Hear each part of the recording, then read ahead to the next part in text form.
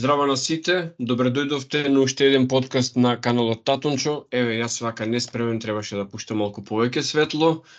Добре дојде повтор пат на овој подкаст за Ѓорги Георгиевски. Здраво, Ѓорги, како си? Добро вечер, Владко. Јас сум одлично. Како си ти?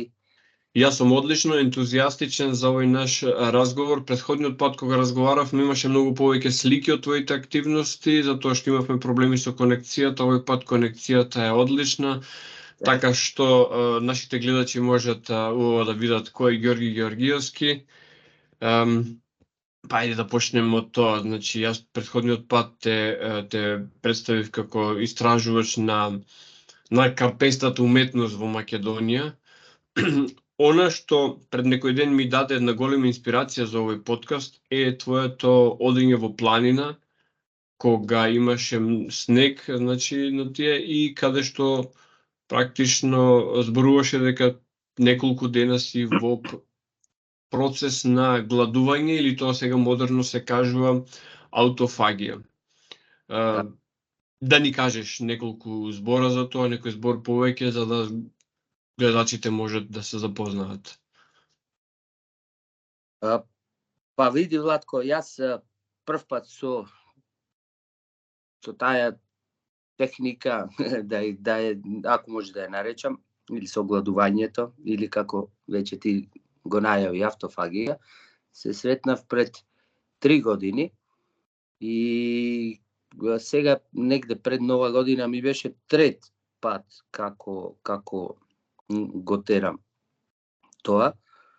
Но овој пат, искрено кажано, беше најмалку до сега, само 14 дена, затоа што, морам да кажам, гладувањето претежно се прави во потопол период од годината. Тешко е да се прави зимно време, затоа што не внесуваш храна и многу студи. Јас еднаш сум ја правил почетокот на ноември и тоа беше, завршив негде близу пред Свети Никола. Тоа беше, мислам дека пред 2 години и тогаш видов многу мака, да ти кажам, со студот, иако не сум зиморлив човек. Така да овој пат беше само така блиц на 2 недели. Тука сме. Да, малце имавме прекин, значи немаше прекин во муабетот, 2 недели, а велиш дека е блиц. Сега кажи ми, што подразбира тоа? Само вода? Видете, јас терам значи процес на детоксикација, односно чистење на телото, по една руска докторка која се вика Марва Огањан.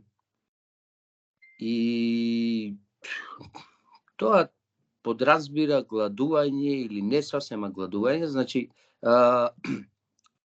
гладувањето се прави 6 недели или 42 дена, од кои 3 недели се само чај и вода, чаеви од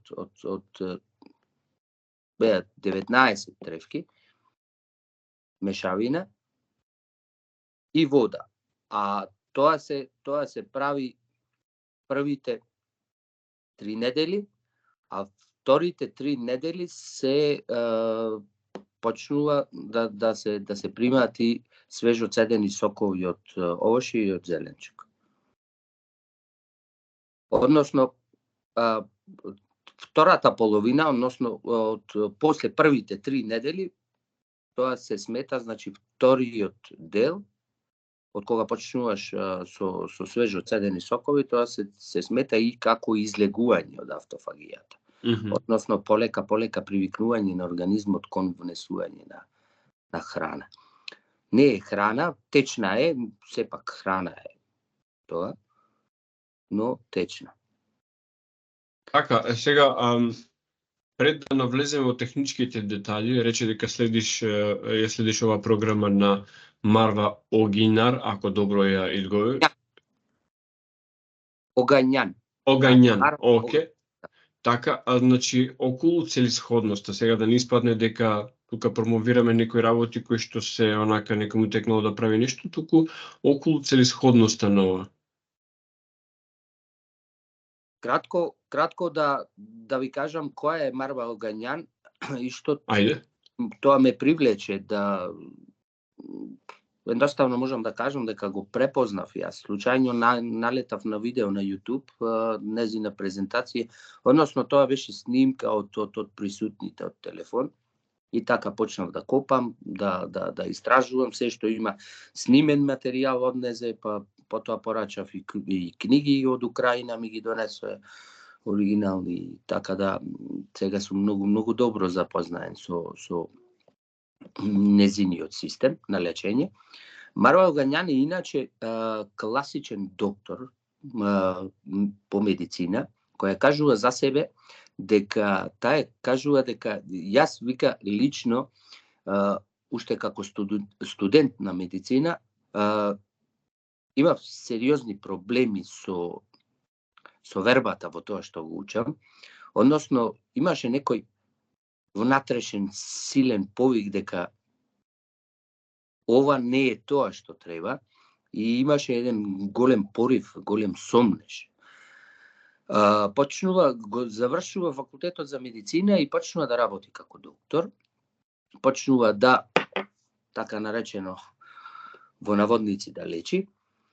И вика, 6-та година едно прекрасно утро, кога се разбудив за на работа, значи добив повик внатрешен од моето јас, така, тоа вика сигурно се збирало, дека ова јас не треба повеќе да го работам, таката излегува од работа како доктор и се запишува наново на биохемија, повторно на факултет и кажува како доктор кој заврши медицина, кој работеше во медицината и сите сомнежи што ми беа уште како студент и почнува да ги изучува, вика мене ме интересираат сите биохемиски процеси кои се случуваат во човековиот организам од едно пиење обична чаша вода, што се случува внатре, како оди, што се случува, каде оди таа вода, што прави, како ни помага, што ни одмага и така натаму, до храна, до каква храна, што е, како е и така натаму. И така почнува и тоа морам да го спомнам за неја, моментално ја има префрлено границата од 20.000 пациенти кои ги има излечено, од кои, да нагласам, модерната или современата, да ја наречеме медицина, кренала раце и значи докторите му кажале на тие пациенти, да ги наречеме, дека нивниот случај е неизлечив, дека нивната медицина нема излез за тоа и така натаму. Значи зборуваме за терминално болни луѓе, така? Луѓе кои што за пациенти кои боледуваат претежно од доста сериозни болести, вклучувајќи и психосоматски нарушувања кај луѓе. И тоа да го кажам. Пошто таа тврди дека и сите психосоматски нарушувања и проблеми кои ги имаат луѓето, кои ги затвораат во душевни болници, модерните медицинари исто и тие произлегуваат од претоксичен организам. Значи може и за тоа да зборуваме и тоа ми е така, тој дел, мислам го познавам како таа го разглобува на делови и така натаму. Пошто таа тврди дека едноставно сите нарушувања кои се надвор од шемата на како тоа не замислил Бог и не дал да бидиме и да живееме, таа тврди дека човековото суштество е створено од Бога да живее 300, 500, 600 години.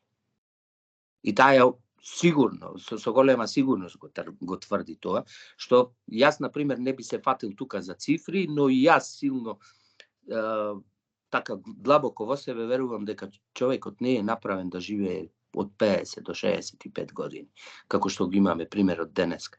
Ајде ако се вратиме барем 2 колена од моето наназад, нашите дедовци живееле по, значи, да речеме минимум 75, Дока е 110, ете, за толку знаеме, но не знаеме што пред тоа.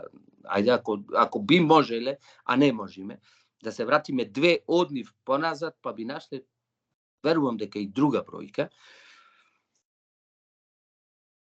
Но се извинувам, ете генерациите на тие што ги знаеме, дали беше тоа порано, познати ликови, дали беше тоа Тито или Глигоров, тоа се луѓе кои што доживеа длабоки старости.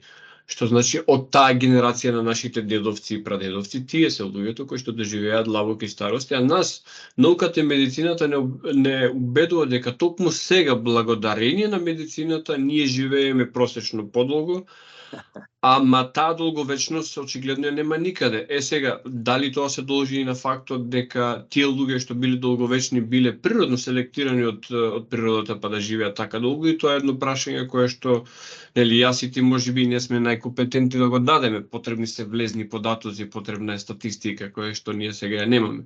Но ова е интересно што го велиш. Ајде малку да видиме што се случува со еден обичен организам кога се храниме највообичаено или малку повеќе се храниме од што треба. Еве сега јануари е период на празници во Македонија и претпоставувам дека трпезите се преполни. Дали ако погледнеме вака биохемиски се преполни со отрови трпезите? Ако погледнеме не само на јануарските трпези или празничните, ако ги наречеме, ако погледнеме се што ни се нуди под назив храна,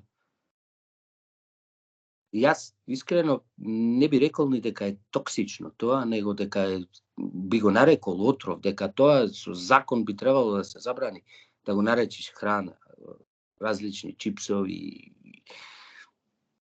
и да не набројуваме. Знаете, сета она, пак ќе речам во наводници, храна, која кога влегуваме во големите супермаркети, силно привлечните паковки, зелени, жолти, плави, така силно се смеат и довикуваат, земиме. Значи, едноставно ништо не би нарекол храна. Таа исто, Марва Огањан исто доста зборува за тоа, каква храна јади модерното човештво. И претежно, знаете, како најголем предуслов за кратковечноста на модерниот човек е храната и средината во која живееме, плюс стресот. Односно тоа си го носи и тоа спаѓа под средината во која живееме. Значи загадена вода, ние ако видиш, не само ние, целиот свет пие вода полна со хлор и со флуор, во неја има и арсен, има и олово, има и се. Претежно за кај нас, можам да кажам. Имаме јако загаден воздух, скоро секаде, во големите градови и во помали градови. Прилеп јас не би го сметал за град во некој голем, но сепак дишиме презагаден воздух. За Скопје да не сме. Кочани, мојот роден град, значи исто така презагаден, а меѓу помалите градови. Сите, апсолутно, да. Јас, видете, Владко, верувам дека ова е сегде во светот моментално, не е само кај нас и немаме некоја така конкретна вина ние како македонци, затоа што државата ни е, ете, одземена, заробена, па неорганизирана, ориентирана само на кражби, на искористување на населението, но со овој проблем сериозно се соочува целиот свет. И сега, нормален човек, јас одам на работа и морам да признам дека сум условен од тоа што е програм. Сега јас си велам, ако јас отидам на работа, а истовремено не јадам, програмот вели ке се онесвестиш, нема да издржиш, ке колабираш. Иако некогаш ми се има случувано да отидам на работа, да заборавам храната дома и не се случува ништо од тоа. Значи, проаѓа работата и нити пак после се чувствува некоја екстремна потреба за храна. Така што, Ајде, поврзаноста на секојдневието, бидејќи ти го имаш искуството со долготрајна аутофагија, како е да се поврзуваат секојдневните потреби, значи да се работи, да се излегува, да се има интеракција со другите луѓе? Кратко, значи, поврзано со твоето прашање, јас сакам да кажам дека работата што е работа ми пружа многу слободно време. Јас немам временска рамка во денот во која треба да го сработам тоа што ми обврска, така да јас сум прилично слободен човек, но го сватив твоето прашање и да ти кажам, после подолго време на гладување, значи човекот има доста енергија, што и за мене првиот пат беше нејасно и чудно. Значи, можеш, не би рекол дека моментално како живее модерниот човек, придвижувајќи се во големи градови, па променувајќи на видови на транспорт, излегуваш од подземна железница, па влегуваш во трамвај, излегуваш од трамвај после 3 станици, па влегуваш во тролејбус, па тролејбусот те носи, па од тука со автобус уште на станица и така натаму. Во огромни градови тоа не би можел никој да го издржи, затоа што за овој тип на детоксикација, да го речеме, потребно е исто така душевен мир, потребен мир, спокојство и концентрација. Потребен е чист воздух, чиста средина, излегување во природа. Да, оно што го имаше ставено ти како видео, ако дозволиш, би може да го ставиме и како позадина на делот од нашиот разговор. Значи, како што го почнавме разговорот, беше планина, каде што имаше сонце, каде што имаше снег и претпоставувам многу чист воздух. Како до останатите, да речеме, елементи на цела оваа работа? Јас спомнам мешавината на тревки од кои што се прават чевите. Како до чиста вода, Ѓорги, во денешно време? Па види, Владко, јас негде околу 13 години влечам вода в град за пиење од планина. Значи, тоа мене веќе ми е повеќе од деценија навика. Јас излегувајќи во градот, седејќи по ресторани, со пријатели на кафина, во кафичи, јас никош не сум ја испила на чаша, што следува со кафето, никош не сум испил чаша вода од чешма никаде, освен ако е летно време, ако сум премногу жеден, можам само да исплакнам устата и толку, не повеќе од голтка. На тоа сериозно внимавам, но исто тоа така да ти кажам, значи не е само внимавањето, него искрено да ти кажам, вода од чешма кога само ја ставам во устата, има да не се најди некој може увредено, но силна миризба. Јас го чувствувам одмах хлорот и чувствувам, еве од за Прилепската можам да зборувам, вкус на железо. И таа вода мене ми смрди во устата и јас тоа не можам да го пијам. Земајќи го фактот дека последните 12 или 13 години носам вода само од планина и посебно па и ја третирам плюс на органски подметач, која е високо алкална вода, значи водата ми е многу важен сегмент од мојот живот и можам тоа да го кажам. Спомна дека е алкална водата, да те дополнам и може малце повеќе да елаборираш на гледачите. Алкална значи дека pH факторот е низок, така?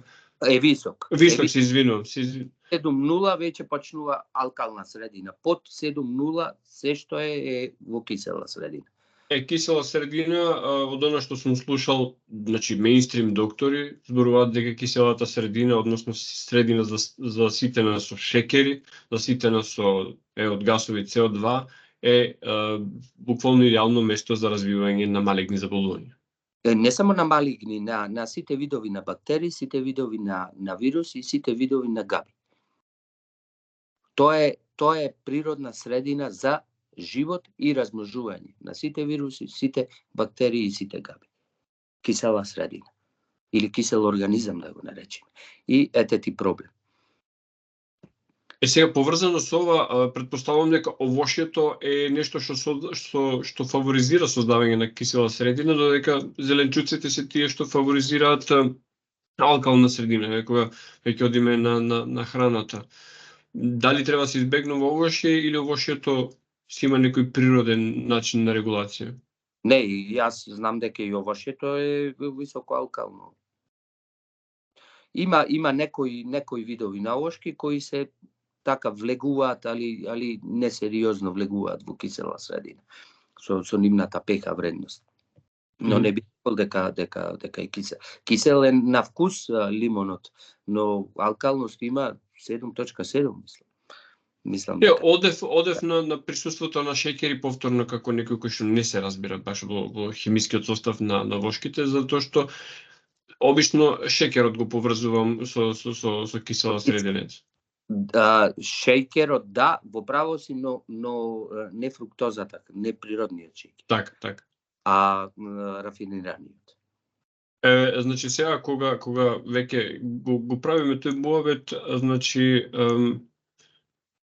претпоставувам дека човек не може да гладува нон-стоп. Имам слушано за оние јогини кои што се хранат со сончева јога, но обичен човек во периодите кога се храни, која храна и како да се дојде до таа храна е побитното прашање, е препорачлива да се конзумира? Види, Владко, како што рековме, темпото на модерниот живот на денешниот човек горе-долу ни дава една рамка во која може да се движиме. Ретко кој излегол надвор од тие рамки. Јас би можел да кажам дека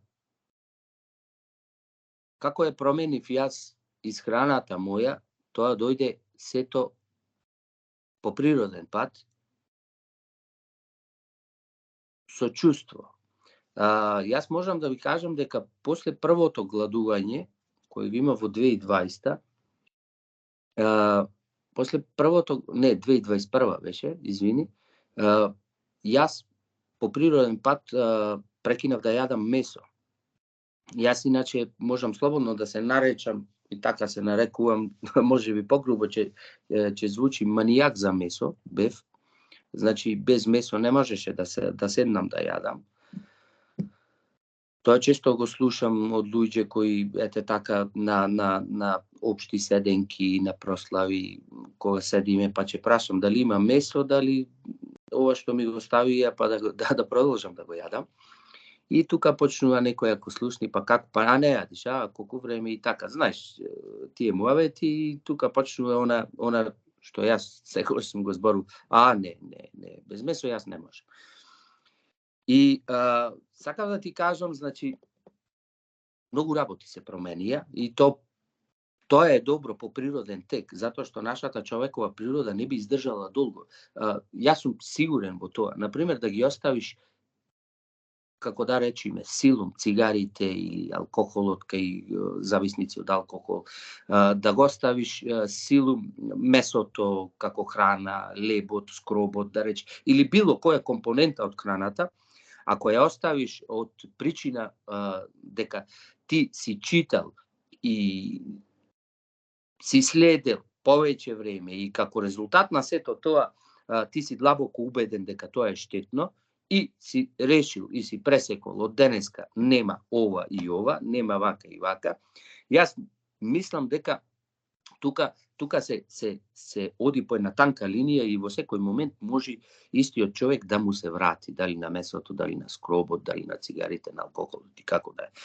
Значи, сакам да да кажам, ајде малку и во темава, после првото чистење на организмот, јас не можев да ја поднесувам ни миризбата од тој штањир кој па и може да речам на 2 метра од мене, од месото. Првото што се чувствува во месото, што го чувствував, беше крвта. Значи, зборувам за мене, за бивш, еве пак да речам, зависник од месо, кој не станувал без месо. Првото што го чувствував беше крв.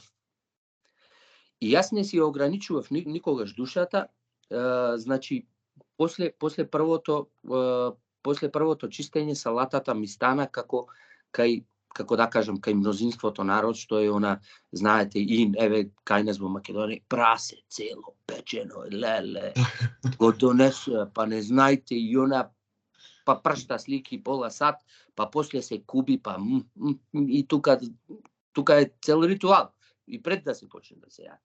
Салатата, ако веруваш, кога и ден денеска, кога сум погладен, и многу од другарите ме викаат, еве, овој со тревките. Девре, вика, на трева толку да и се радуваш. Реков, не знаете како и се радувам. Не знаете како. Значи, ја не можам да опишам некој, замислете, јадење што ви представува она баш да ви потечат лиги. Ето е за мене салатата. Месото, значи, сакам да ти кажам и еден случај кој се случи. Бев нагости покажен кај брат ми, бевме блиски роднини и така собрани. Тука месо се печи, мелено се печат, вратови се печат, кревенадли се печат се. И ајде шо, ајде за треваров наш, дајте од салатчето, дајте ова. Лесна за ваканција и реков, знаете шо? Реков, на ваше изненадување, јас денеска ќе јадам месо со вас. И сите така во шок, не е можно, не. Реков, ќе јадам, јас не сум заречен, јас не го прекинав месото од нешто. И да ти кажам, го направив тој потек, каснав од плескавица да беше 2 пати или 3, за која наредните, посебно наредните 4 дена се каев. Јас не можам ни да ти опишам колку многу се каев и пак ќе употребам збор, нека ми извинат гледачите, но јас се изразувам онако како го чувствувам. Така. Гадост, силна, од која не можев да побегнам, затоа што гадоста идеше од натрешноста на моето ждрело. Таа миризба на гној, не можам да ја опишам, која постојано вака излегуваше од моето ждрело. И ја не можев со ништо да ја сузбијам. Не со овошни сокови, не со ништо. Так. Кажи ми дали во себе ова влезе со некаков конкретен проблем или беше едноставно љубопитство да се види во кој правец ќе одат работите. Го спомнали пронаоѓањето на нова докторка, но дали кај тебе постоеше нешто конкретно кое што ти измачуваше? Како болест, како патологија, како... Добро прашање. Јас сум спортиста целиот свој живот и сум доста физички активен човек. Види, од кога го видов тоа видео и сум човек кој од секогаш се интересираше за здрава исхрана, што е здраво, што не е здраво.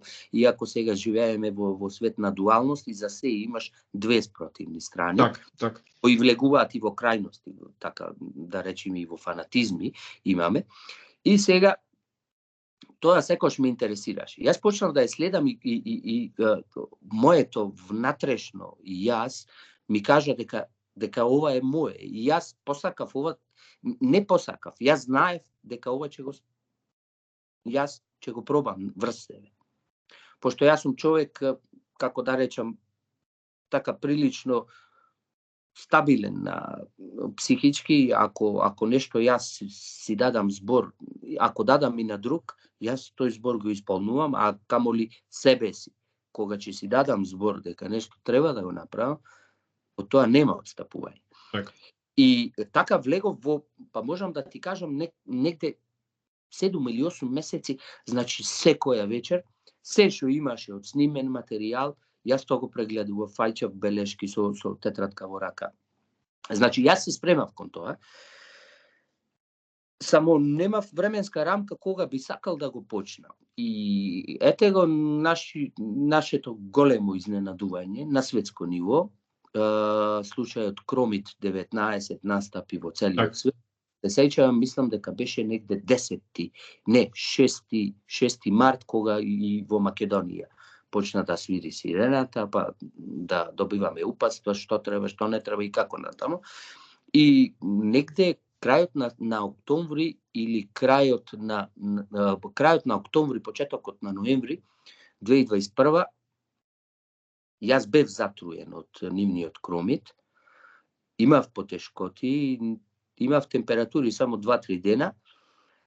Компликациите не беа сериозни, јас ги поминав сите тие денови на природа, не враќајќи се во град, и сите тие затворање, јас бев живеев во планина. Но остана една последица која верувам дека ќе се препознаат од слушателите многумина, го изгуби вкусот и мирисот во устата на храната. Значи мирисот од Лично јас. од Особено носот, мирисот. да. Види, пред тоа јас можам да кажам мирисот чисто на цвеќе, на само кога го доближам до нос, или од време на време вака одејќи по улица некоја миризба, ал то ретко во животот. Значи тоа е исто една, како да речем, нова димензија за мене после првото чистење што се случи, затоа ќе ти кажам и подоцна малку. Го изгубив мирисот и не постоеше и пред тоа, а сега го изгубив плюс и вкусот. И знаеш, тие веќе месеци дојдоа како јадиш, како туѓ човек да го џвака твојот залак. Апсолутно ништо. Ни храна од страна на вкусови, само можев да сетам дали е сладко, дали е солено, дали е кисело. Так. Но никакви миризби поинакви во кои ете сите луѓе уживаме во храната. И тоа беше орозот да го повлечам кон тоа, па реков јас изгледа Бог ми дал уште пред ова да бидам спремен. Ги собрав тревките, ја направив мешавината на треви и еден добар ден почнав. Она што ми се случуваше, значи можам да ти кажувам дека секој ден навлегуваш, најпрецизно би се изразил, во нова димензија. Она сето што го гледаш од ден во ден, влегувајќи во подлабоко и подлабоко во процесот на гладување, е нешто за кое не би можел да се изјаснам. И не познавам такви зборови ни на еден јазик. Так. Зборувам неколку јазици, но такви зборови не можам да најдам. И постојано ние учиме и за себе. Учиме кои сме, сваќаме како Бог не предвидел и не создал, каде сме заминати и значи има и две димензии да ги кажам. Ова што го кажувам сето, за сите овие промени кои ги чувствуваш на себе, има две природи. Две. Едната е физичката, втората е духовната. Она што го гледаш и што почнеш да го чувствуваш, ти е тотално за мене дотоаш непознати димензии. Так. Се случуваат кардинални, тоа е најсилниот збор на македонски, ако е точно и македонски, не знам, промени внатре во себе. Почнувајќи од чувства и како и телото те се менува. Јас, на жал, ги избришав, јас водев и значи документирав, имав 43 слики, имав од денот пред да го почнам гладувањето и секој ден се сликав на исто место, во иста позиција, и слики, но тоа со време ми стоеше така и реков ги избришав, ајде реков јас ова го правам секако. И не знам како да ти кажам, она Те разбирам, особено оној духовниот дел е многу интересен и многу инспиративен за мене. Би сакал да те замолам, значи списокот на тревките, ако може да го објавиме кај мене на блогот, па луѓе кои што ќе ги интересира се ова за да можат да ги имаат написмено. Значи не мора веднаш ќе ги направиме, значи подоцна за да не губиме сега време. Консултација со лекари препорачлива, што вели медицината за ова? Претпоставувам дека си комуницирал со доктори. Тоа ти е исто како да се советуваш со попот, што ти кажала бајачката и до која мера да... Така. Така да, знаете, да се советуваш со лекар за она на кој истиот плука и се смее, се исмејува. Јас во постот кој го спомнуваш, специјално порачав. Јас имав, јас ќе ти кажам што беше, значи на физичката, на едно од физичките промени кои ги доживев, јас ќе ти кажам дека изгубив 1/3 од својата тежина. Тоа беше првиот пат. Што не беше и вториот пат, значи после вториот пат имаш еден лимит кој не се прекорачува. Но првиот пат јас го разбирам како шок на организмот кој никогаш не се сретнал ни со нешто приближно на тоа. Јас сакам да го напомнам, не сакам да го заборавам, сега ми дојде во моментов, што може не е поврзано, сакам да му кажаме сметам дека е важно за обичниот човек и гледачите кои го гледаат ова интервју. Спомнав дека сум човек кој се интересираате за овај пат кој го кажуваат тревкарите, кој го кажуваат старите лица, како да се лечиме со алтернативна, што ја викаат овие кои даваат лиценци. Главните медицинарите, алтернативна медицина. Иако јас ја нарекувам алтернативна ова со хемија што не тепаат, но нека им биде. Значи, ќе ти кажам еден пример, тој беше, мислам дека беше 38-миот ден во првото гладување. Бев со мојот син и мојата мајка, бевме тргнати на викендица да одиме. Минувајќи покрај Борова шума, беше свежо врнато, па знаете борот ги испушта оние етерични масла и прави воздухот прекрасен за уживање и за дишење. Реков, ајде баш малку да се прошетаме. Јас тогаш како 38-ми ден, тоа беше негде 4, ако не се лажам дека беше 38-ми, но и да се лажам беше 2-3 тука, околу. Не важно. Јас соковите кои ги правев, си ги носев во колата, но ги заборавив на оваа прошетка. И така, знаете, природата мами, па и детето се заигра, тато ваму, одиме вона, и стасавме таму подлабоко во шумата. На враќање, јас почувствував силна слабост.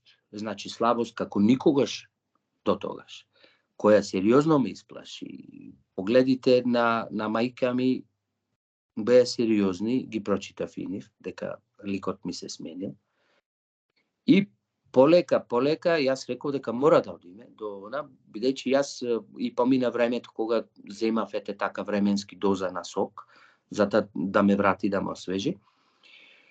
И морам да напоменам, тоа беше прв пат, значи сериозна криза со енергетски, силен енергетски пат, кој доста ме исплаши, морам да признам. Некако стасавме до кола, јас ја запалив колата, јас ја испив дозата на сок, која морам да кажам дека ништо сериозно не ми помогна тогаш, што ме фрли во уште поголем сомнеж и страв. Тешко ми беше да ги, значи, педалите на колата да ги раководам, а имав уште еден негде километар до викендицата. Стасав таму, легнав да одмарам. Лежав некои 40 минути, од кои немаше апсолутно никакво подобрување.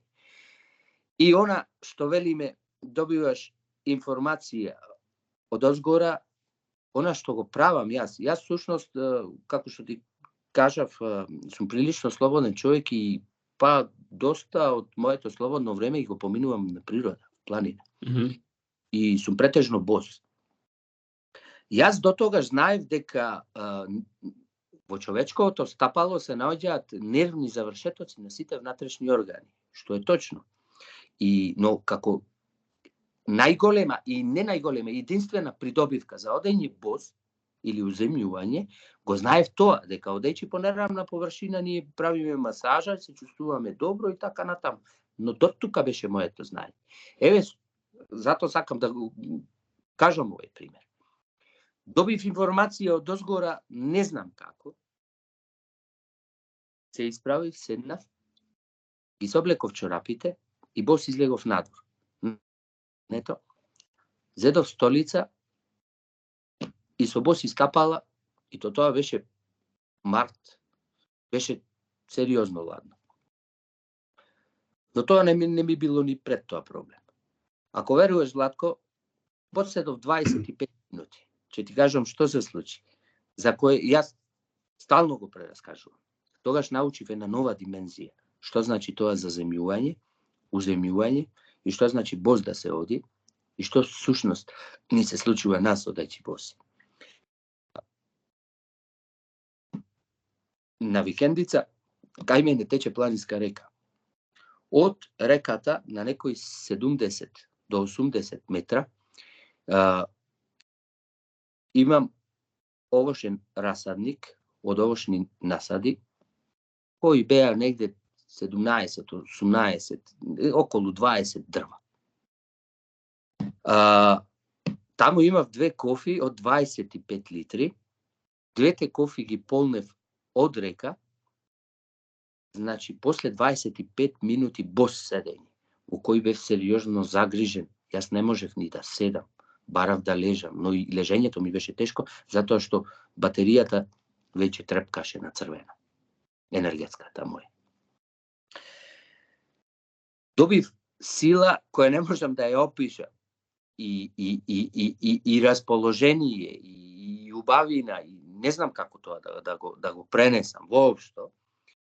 Јас на тие колку се 18-19 дрвца на сите му однесов, значи од 25 литарска кофа, кога црпиш од река, негде барем 16, 17, 18 литри се фаќаат внатре.